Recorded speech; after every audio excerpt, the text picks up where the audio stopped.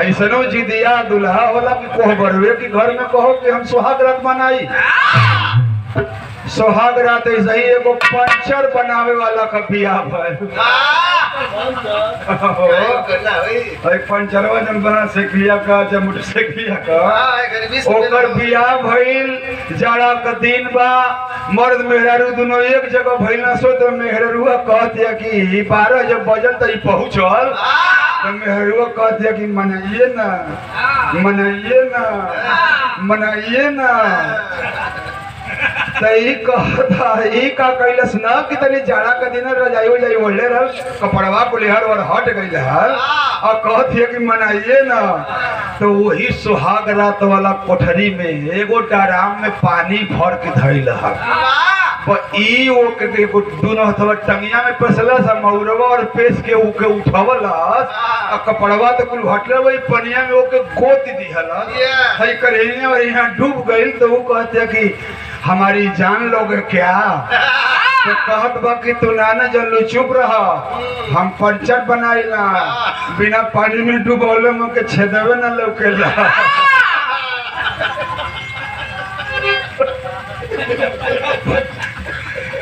अब बुलबुल्ला छोड़ी तबे ना पंचरवा बनाई।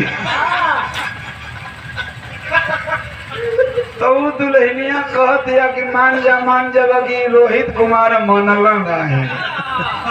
आखिर उसे मिल लेना और जब मिल के 4 बजे फिर सहारा करे तो बिहवे 3 बजे ले भर 1 घंटा ले फोटो खिंचाई ले 4 बजे जब दुनिया राम राम करे ले तो मिले शुरू कैला। आज जब मिल बहुत बहुत आपके प्रणाम करत है। आज महफिल में जीजा अपना साला के शादी में आई हैं तो कितना खुशी बा। दोनों गवैयन के सम्मानित करत है, पुरस्कार देते हैं। तो यह कुल मौका न हो बतावे का जनावे का नहीं फलनो आई हुआ चीनो आई हुआ नहीं तो तेरे सूत के आके हो चल जाओ तो के जाने कि फूफा आई रहा आके चाचा आई रहा कि जीजा आई रहा कि ना आई रहा। तो भैया हो डॉक्टर साहब चल गए मका जरा सके। अच्छा हम गए हम लोग कौन को रिश्ता गई लेकिन बियाह तय ना करत हम बलभद्र सिंह से। लेकिन ये गोरी का राजा मोलागित सिंह जब गईला तो कहला कि मोलागित आइल हम अपनी बेटी का बियाह कर बियाह कोला जौन कहबो तो दे दे। तो मोलागित बड़ा सम्मानित रहला ना तो बलभद्र बतिया मान गईला। कहला ठीक। तो तिलक हो गईल, बियाह खातिर बारात गईल बा। मोलागित के बेटी जय कुंडली है वही का बियाह तय भइल है। तो बिरहा में एगो बड़ी पुरानी गीत है। कैसे गीत है? वह गीत बा कि अरे आ गए हो मगर प्यार के मोड़ पर, अरे आ गए हो अगर प्यार के मोड़।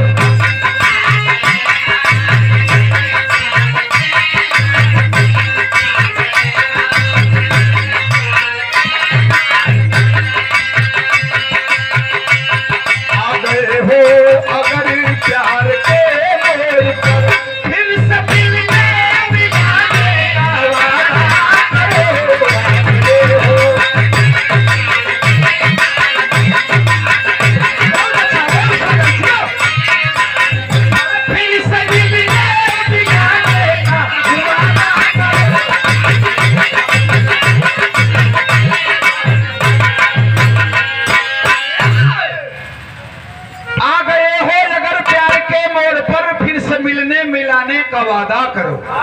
एक लाइन और गौले रहे लो।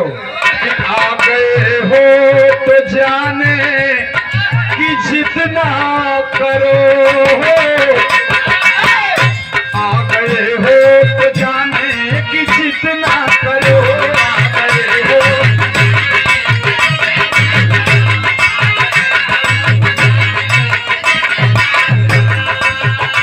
आ गए हो तो जाने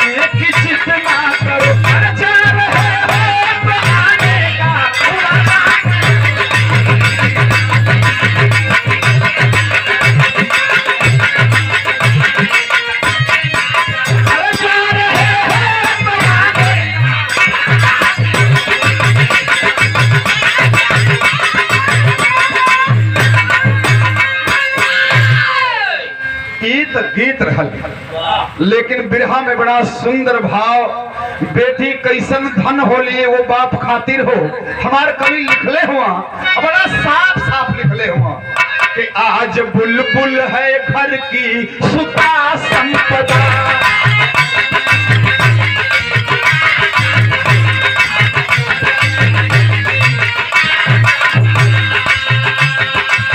अरे आज बुलबुल है घर की सुता संपदा, साथ के बाद तक वो पराई होगी, आज बुलबुल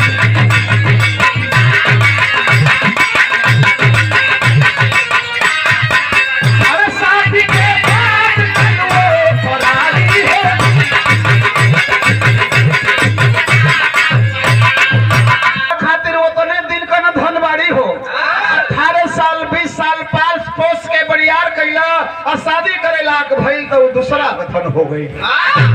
तो बेटी का चिरई का रिश्ता इतने तक होला है बाबू, जहिया ये आंगन के छोड़ के चल गई है ना, तब इनको वो घर ना रही, हाँ मौका महले आवे के हाँ। तो देखो कहानी की शुरुआत हो गई नजम से, तनी से आगे सो जाओ मास्टर। हाँ हाँ वही सो जाओ।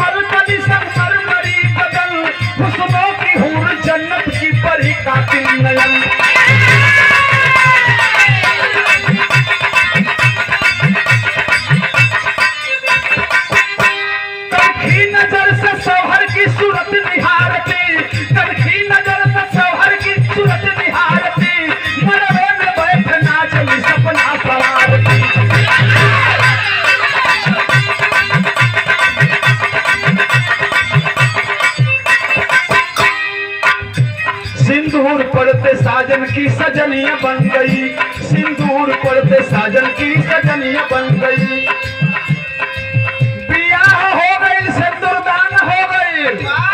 अब देखा कभी का लिखत हुआ कि कैसन रिश्ता ही जुटल है। अरे सिंदूर पड़ते साजन की सजनिया बन गई, कोहबर में अपने साजन की दुल्हनिया बन गई।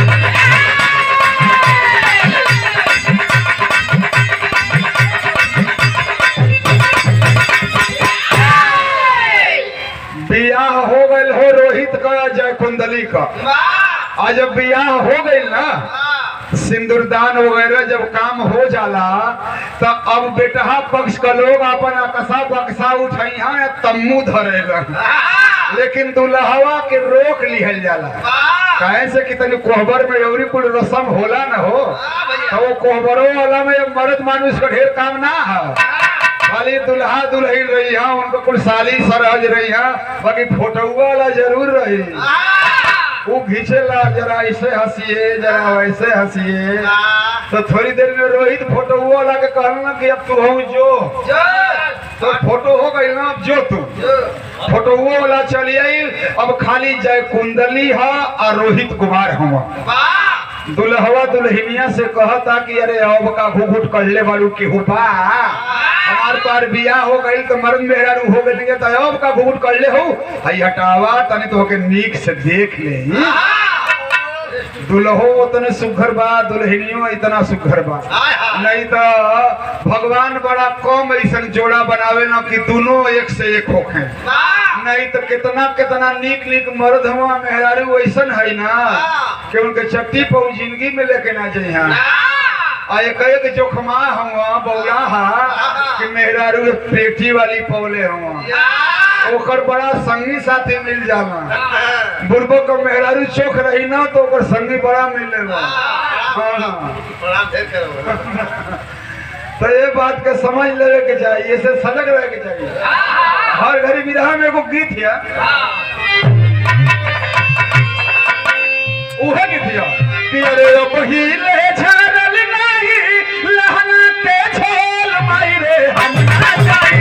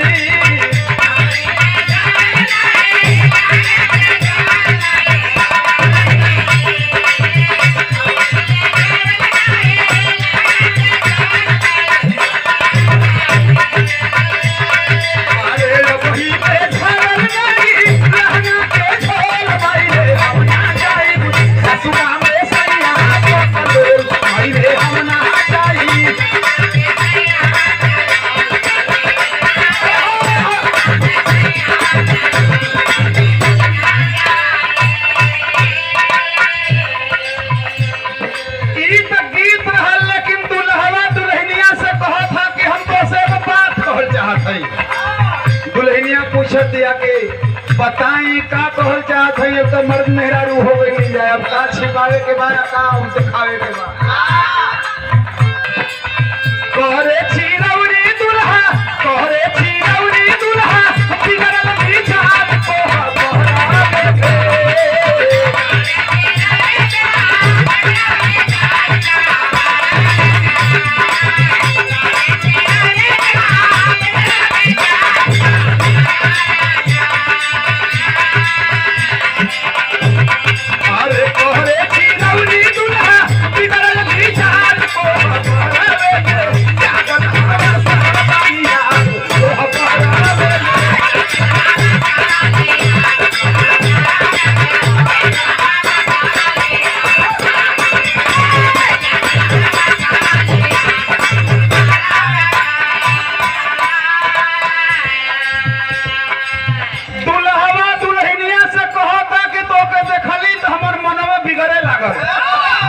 कहते कि का भइल जी, तो कहता कि हम तो से अबे मिलब।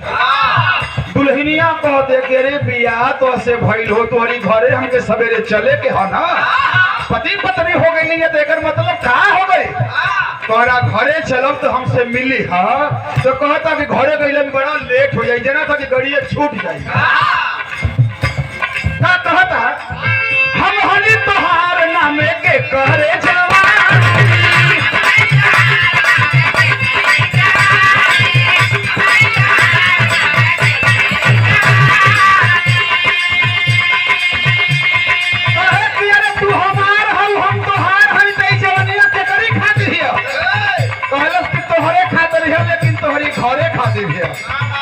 लेकिन ना मानत है, एकदम जिदिया गई है। अरे राजा की करेजा में समाय गई।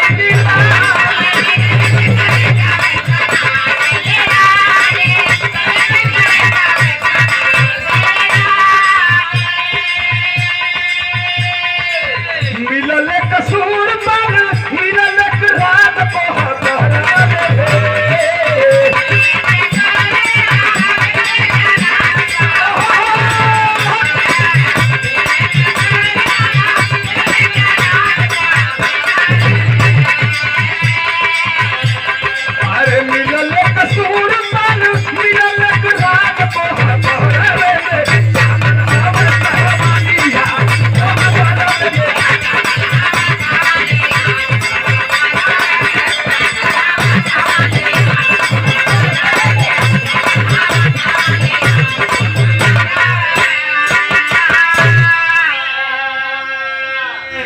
ना मान लो दुल्हा दुल्हनिया के मजबूर कर देला, आखिर के मिले पड़ल।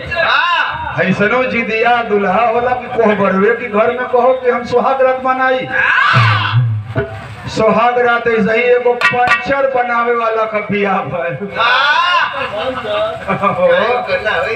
पंचरवा जन बना सेखिया का जब मोटरसाइकिलिया का ओकर बियाह भइल। जाड़ा का दिन बा, मर्द मेहरारू दोनों एक जगह भइल ना। सो तो मेहरारूआ कहतिया कि 12 जब बजल तो पहुँचल तो मेहरुआ कहतिया कि मनाइए ना मनाइए ना मनाइए ना। तई कहता ई का कैलस ना कि तनी जाड़ा का दिन रजाई उजाई ओढ़ले रहल, कपड़वा को लेहर और हट गइल हल और कहतिया कि मनाइए ना। तो वही सुहाग रात वाला कोठरी में एगो डराम में पानी भर के धइल हल। ई ओके दोनों हथवा टंगिया में पेसलस मौरवा और पेस के उके उठवलस आ कपड़वा तो कुल हटले वही पनिया में ओके गोत दिहलस। हई करेनिया और यहाँ डूब गइल। तो वो कहते कि हमारी जान लोगे क्या? तो कहत बा कि तू ना जल्लू चुप रहा, हम पंचर बनाइला बिना पानी में डूबौले में के छेदवे न लौकेला।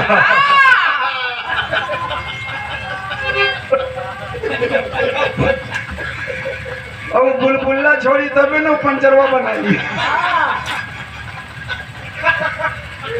तो दुल्हनिया कहतिया कि मान जा कि रोहित कुमार मनल नहीं। आखिर उसे मिल लेना। आज जब मिल के 4 बजे भिनसारा करे तो बिहवे 3 बजे ले भयल। 1 घंटा ले फोटो खिंचाई ले 4 बजे जब दुनिया राम राम करे ले तो मिले शुरू कैल। आज जब मिल तो 5 बजे जब मूड फ्रेश भइल तो वहां से निकल के आयल तम्बू में। अब उन्हीं जब आदमी अपन तैयारी करते हो कि भाई सवेरे ही कुछ सर सामान निकाला, बियाह हो गई तो अनहरवे विदाई हो जाओ।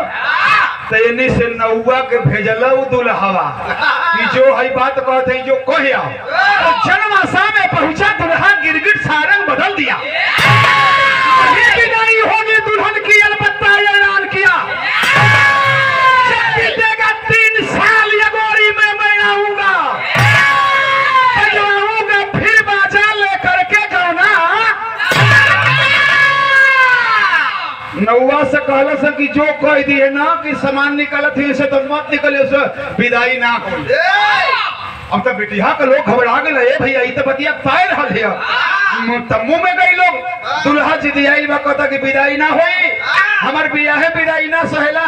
3 साल के बाद फिर ऐसने बारात लेके आई गवना तब विदाई हुई। खैर बेटा वाला की आगे तो बेटी वाला मजबूर न हो जाला, माने के पड़ गई। बिरहा का तेरी भाई तेरे ऊपर हो जा।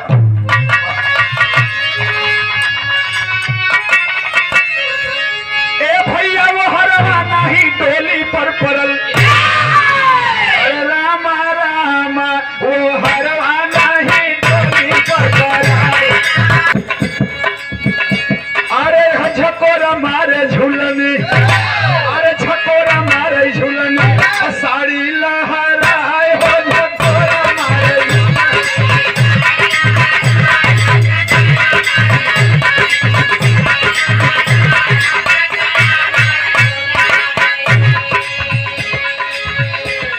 ओ हरवा नहीं डोली पर पड़ल, दुल्हा चल गई है दुल्ही झमके नहीं हरवा। हरवा नहीं डोली पर पड़ल, दुल्हा चल गई है दुल्ही झमके नहीं हरवा। ओ हरवा नहीं डोली पर पड़ल, दुल्हा चल गई है दुल्ही झमके।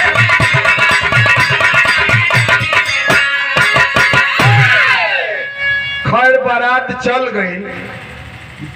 तो ये भैया कुछ ऐसा रोग होला ना कि वो रोग का दवाई कुछ अस्थाई रोग होना जवना को होम्योपैथिक दवाई खाई जला के ऐसे कोनो दुखात नहीं खे, खाली फूलल है धीरे धीरे गल जाई।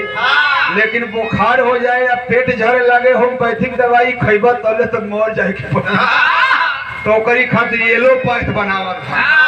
हाँ तो ऐसा ही रोग होना कि दुल्हा दुल्ही लोग मिल जाला ना भैया। तो कुछ लोग तो कितना दिन प्रैक्टिस मारत हो तब वो कुछ ना होता, और कितने आदमी एक बेर मिली है तो कमवा हो जाला। कुछ रोग तो ऐसे होते हैं जो छुपते नहीं छुपाने से। कुंडली की माँ बोली अब हम क्या कहें जमाने से, बात बताई है बेटी रानी राजा को धिक्कारी। गुजरात गए राजा मोलागित करके पूरी पूरी तैयारी। मुलागित का लड़किया जय कुंडली ना एक दिन मिलल गर्भवती हो गई। अब 3 साल का गवाना का दिन धइल हम तई बताई तो 9 महीनों में रिजल्ट आउट हुई। ये कोनो बोर्ड का थोड़े है कि मार्च में इम्तिहान दिया तो जून में आ जाए। ये 9 महीना पे आई अब दिन धइल बा 3 साल का होता नहीं दिन में तो 3 गो हो जाए। तो जब जय कुंडली का दहिया पियराए लगल तो ओकर माई कहलस कि ए बुचिया बड़ा मोटा थई पियरा थई रे तो कहतिया कि माई ऐसन ऐसन काम हो गइल बा हम पेट से हो गइल हैं आ हमसे मनला ना उ मिल लेहला। तो कहते कि आए हो रनिया अरे तू का कहलो ए बहनी तो खाने जले रनिया। जय कुंडली कमाई जाके मुलागित राजा से कहलस कि गवना का 3 साल का दिन धरौले हुआ ना लड़किया पेट से हुए दुल्हा कर मनला नाव से मिल के गई हुआ जा जल्दी से जल्दी गवना का दिन धरवा। अब महीना 2 महीना का दिन धरवा कि चल जाओ अपना घरे। आज मुलागित राजा कहला सारी बात बतौला ना तो जब दुल्हवा तो का जवाब देता कि अइला है जो दूसरा का पाप हमारी कपारे लगावे तो जा तोहरी बेटी का गवना ही ना करई हा। तो हर बेटी रंडी है तो हर बेटी बेस्या है और दूसरा का पाप अपना पेट में लेके ढोत माया कहत बा कि हमार है बेटी का बियाह का भलिया हम दूसर बियाह कर ले। मुलागित राजा जब सुनना है एकदम देहिए क्रोध में पागल हो गई है। केहू बेटी का बाप सुनी तो पागल हो जाइए बाबू। मुलागित इला अपने राज्य के सिपाहियन के बोलवला बेटी के जंगल में छोड़े का आदेश दिवा देला। छोड़ दो जंगली जानवर इसे खा जाएंगे हम मारेंगे तो एक कलंक लगेगा लेकिन इसे जंगल में छोड़ दोगे शेर भालू चीता इसे मारकर खा जाएंगे कोई जानेगा भी नहीं और हमारा काम भी हो जाएगा। सिपाही तो ले जाके कुल छोड़ देला। जंगल में जब अकेले पड़ल है राजा का बेटी हो फूल के सेज पर सुते वाली है और जंगल में अकेले पड़ल है तो डभक डभक के रोवत। बिरहा में एगो गोड़ों का गीत लागल है गोड़ का लौंडा बुझाओ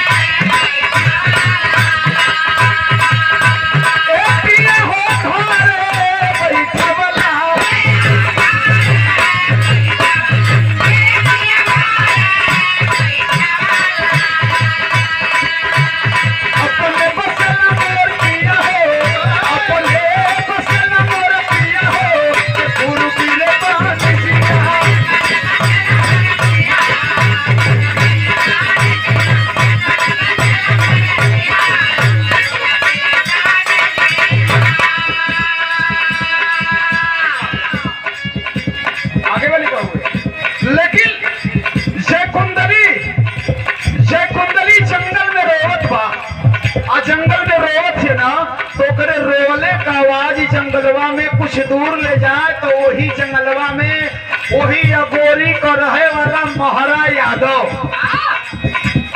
लड़की में महारा का नाम सुने वो महारा पटोरा का तो महारा यादव गाय चरावत रहला ओकरे रोला का आवाज सुनना तो उनके संगवा उनका सार शिवचन रहत रहला पाहुन का मदद करे गयन चरवावे में तो कहला महारा कि शिवचन कोनो मेहरारू रोवत है का हो कहत हो कि हाँ पहुना हमहू के तो जना कहत हो तरी देखता ना भैया कौन रोवत है का बतावत हूँ कैसे अरे पता लगे हो शिवचन बतावे हो खबरिया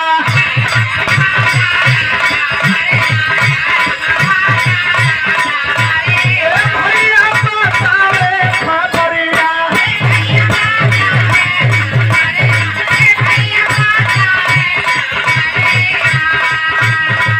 अरे राजा मोरा किसके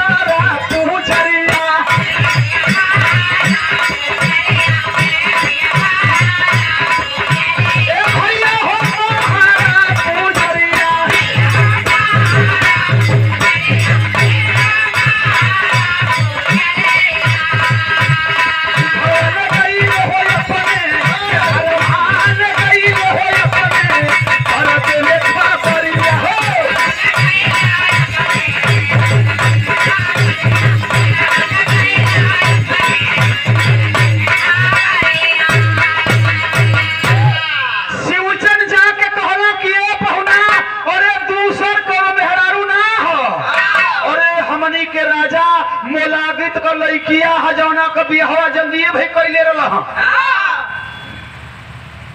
महाराज यादव सुनला कि हमारे राजा का बेटी है जय कुंदनी।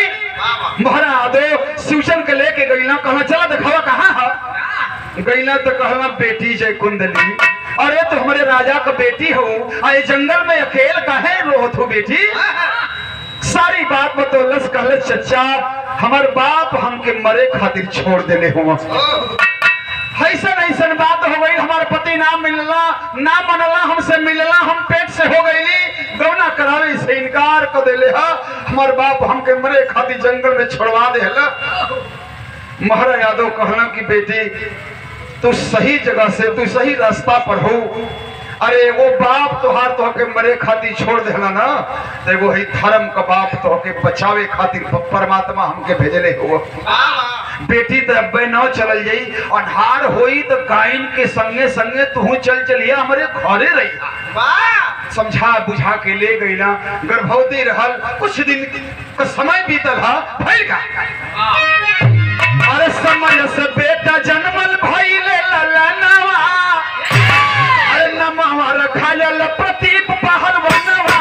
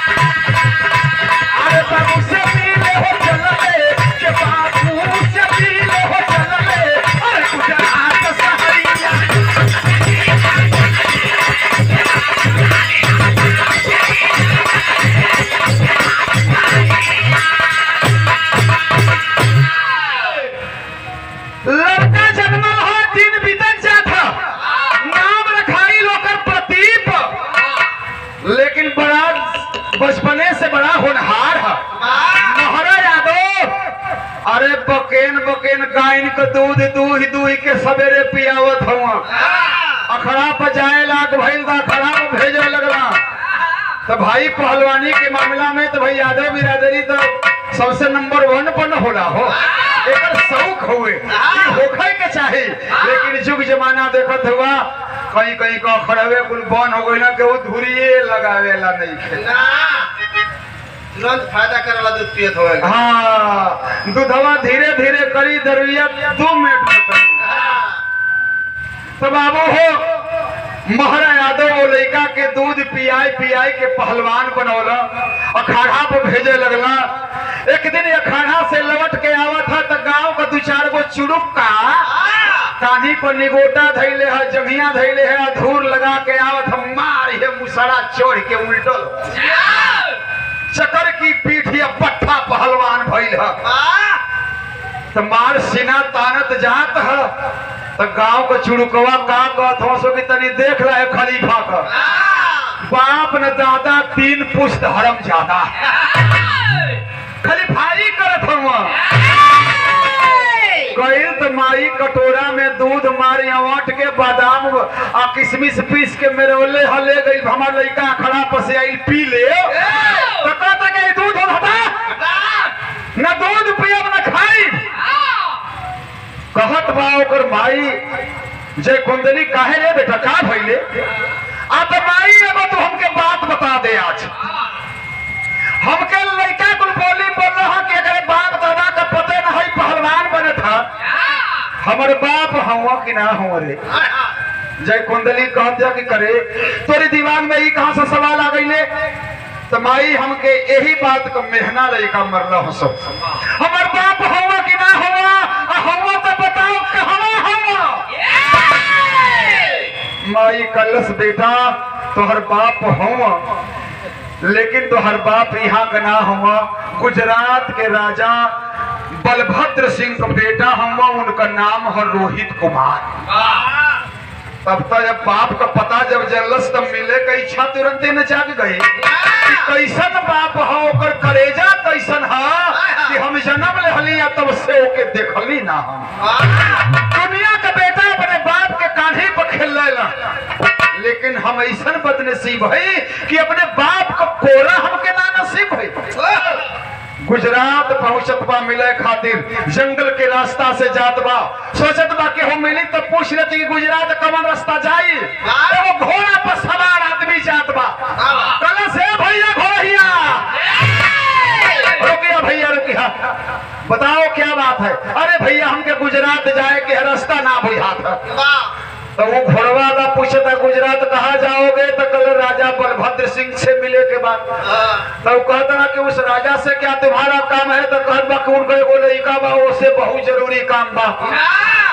तो कहत बा घोड़वा वाला कहलस कि अरे तो जौने राजा के लइका से तू मिले जात हुआ तो ही पोसकवा देख के ना चिन्हत हुआ कि के है। हम ही राजा बलभद्र सिंह का बेटा है, हमारा नाम रोहित कुमार है। लइकवा कहता कि ये भैया तो सही सही बताइया, तनी बड़ा हिसाब किताब उनसे करे के बा, सही बताइया, झूठ बोल देवा तो बड़ा गच्चा खा जाइबा। तो कहला कि अरे ना हो हम ही है। तो कहता कि जब हुआ तो घोड़ा से उतरा। पहलवान रहला गटवा पकड़ लेलस, कस के चाप देलस, 2 मिनट में कस निकल गल, गटवा लगल हिले उड़। कस जब देह में से निकल जाए ना ऐसे ही कांपे के पड़े। हमारे गौवा 2 जना झगड़ा कैला और दोनों क्रिस के एकदम लकड़ी हो गई हम, और दोनों लकड़ा कैसे ले ले रहा, लाल लाल खाली उथुर कोरो रहे माटी के घर वाला में कि एक दो ठोकबा भर देना में से तुरंत झड़ जाए।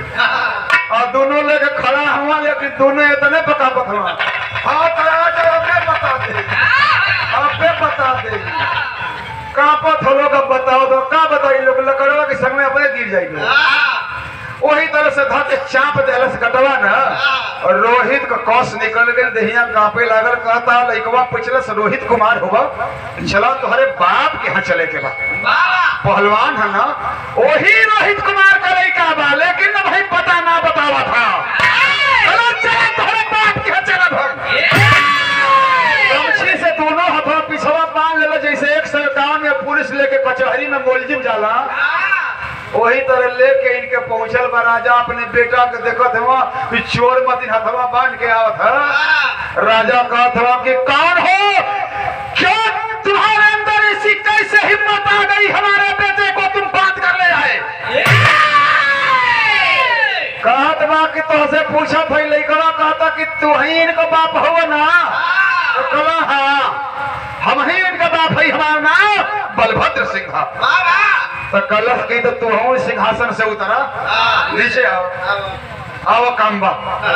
दोनों जना के नीचे जब कैलस ना तो कहे लागल कि राजा साहब बात इतने पूछे के रहा कि तू अपनी लइका का बियाह कहीं कैले रहला ना। तो कहला हाँ अगोरी के राजा मोलागित की बेटी से भइले, लेकिन वो तो बियाह कहिए कैंसिल हो गई, छूट छटक गई कुल। अब तो इनका हम दूसर बियाह कर दे, इनका लइका फैका हो गई हूँ। तो लइका कहता कि अरे तब बियाहवा का है वो कैंसिल भइल। अरे वो लड़की बड़ा पद चलल रहे, ओकरा पेट में लइका रहे, यही से छोड़ दे ले जा। तो कलश की इतने बात खातिर छोड़ला ना। कहला हाँ। अब रोहित कुमार उनकी लइका से पूछा था कि ये बतावा तू बियाहवा करे गई रहला तो कोहबर वाला घरवा में गईला तो लड़किया से मिलला कि तू ना मिलला। इतनी बतिया पूछ के कटवा चापत है, उल्टा हो गया चापत है। तो सही सही बताइया, नहीं तो काम लगना रह जाए, लेकिन निकाल ले फिर कहीं हाथ पर जाए। सही बताइया मिलल हला कि ना मिलल हला। कहा था कि हाँ मिलल रहली। तो जब मिलल हला वो गर्भवती हो गई नी तो तू कहत हला कि वो रंडी है, वो भिस्या है। तो वही मिललका का हम सबूत हैं, उहे हम लइका हैं जौना वजह से तू हमरे माई के छोड़ देला। राजा बलभद्र जब पट्टा पहलवान अपन नाती देखला, हाथ बढ़ा के करेजा से लगा लेला। नतियो रोवत है, बाबा रोवत हुआ। का कहत है भैया, बिरहा के पापन में भाव लिखल गया। कहा कि बोला कैसे क्या करी हर सब बोलवा हमारे दादा हो, तेरी भइले पानी का से नूरवा हमारे दादा हो।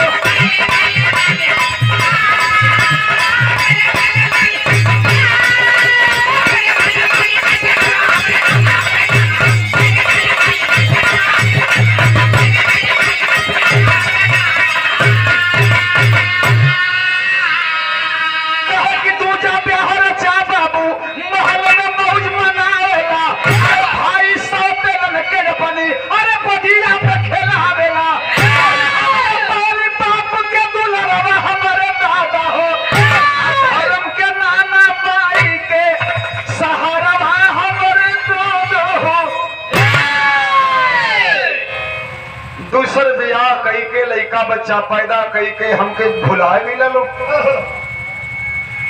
भैया हो कहत बा प्रतीत कहत बा कि कबो बाप के कोड़ा नसीब ना भइल।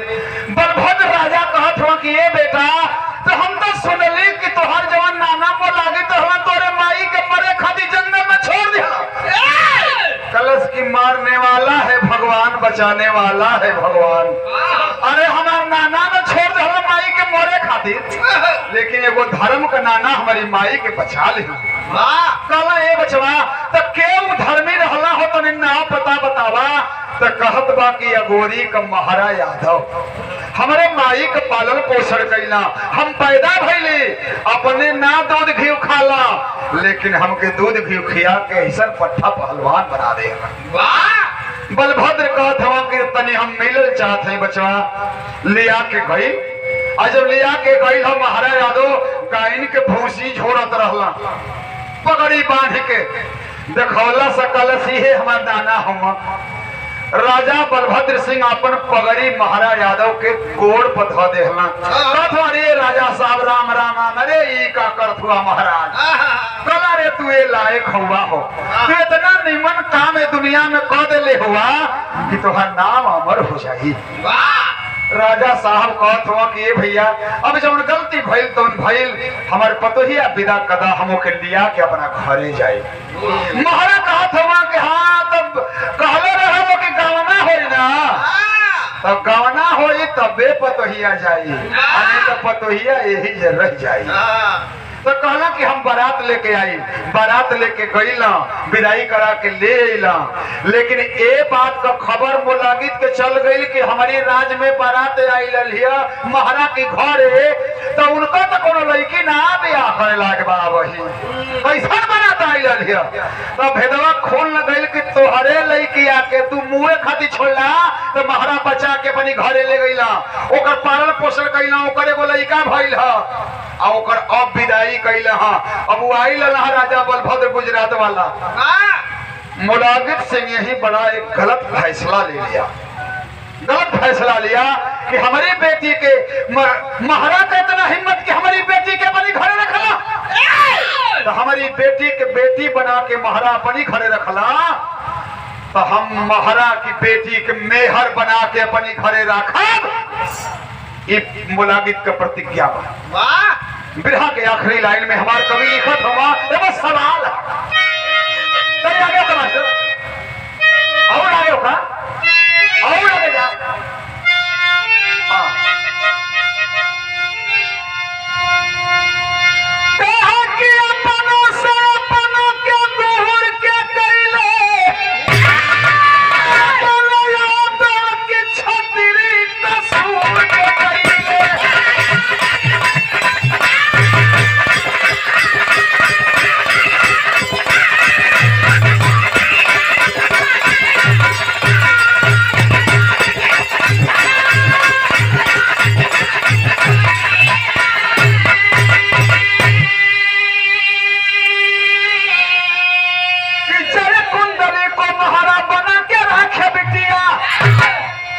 कुंडली के महाराज अपन बेटी बना के रखले रहना, अपने धर्म के बेटी मान के ओकर पालन पोषण कर, लेकिन